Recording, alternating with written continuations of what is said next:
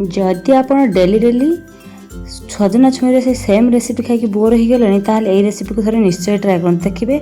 या पर आप जब भी सजना छुई आणवे यही रेसिपीटा निश्चय बनइबे। प्रथम सजना छुई की नहीं आसबे ताकू भल भाव ता चोपा छोड़े बड़ बड़ पीस करी काटिदेवे। काटी ताकू पानी धोईदेवे। धोई देकी प्रेसर कुकर रे 3टा सीटी देकी ताकू सिझेदेवे। सिझे सारा पर ताकू पानी रू छाणी आनिकी ठंडा करने।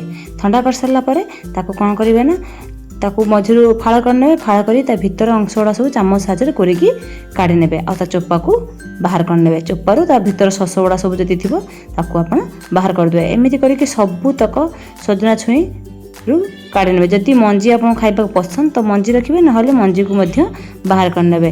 एमिति करके सबु तक सजना छुई रू तार भीतर अंशटा को काढ़ी नेबे। देखि परते मोर एते सारा सजना छुई रू सबुथर भीतर अंश बाहर करने ता चोपा को मध्य अलग करने कर सारा ताकू टिके आउटे चामच साथे ताकू भल से चकटी देबा।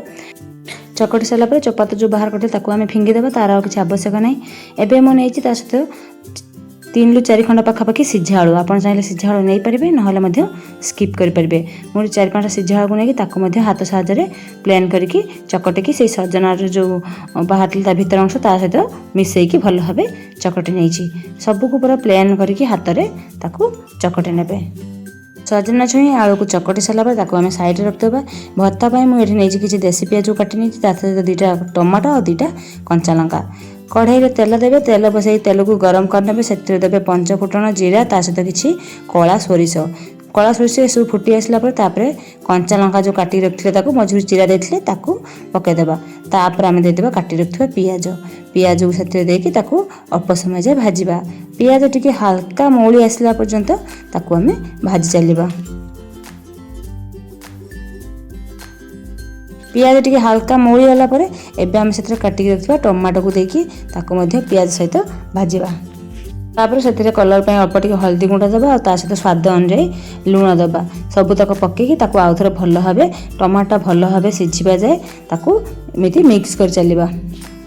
टमाटो भल भाव सिझिकी मिक्स हो गला पर एबे आम से ऐड करबा जो चकटी रखिले आलू और सजना छुई को ताकू एबे देके ताकू भल भाव आम मिसई नबा। मिसई सारा पर से लास्ट ऐड करबा जीरा गुंड।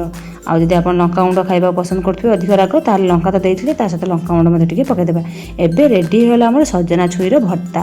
याको आपण रुटी कहतु पखाड़ कहतु गरम कहतु सबुथिरे मजा नहीं खाई पारिबे। खाइबा पई बहुत बढ़िया लागिबो। पखाड़ सहित तो यार कॉम्बिनेशन पूरा मस्त रहिबो। वीडियोटी भल लगे लाइक शेयर करेंगे। आम चैनल नुआ थे चैनल को सब्सक्राइब करदे। रहुची जय जगन्नाथ।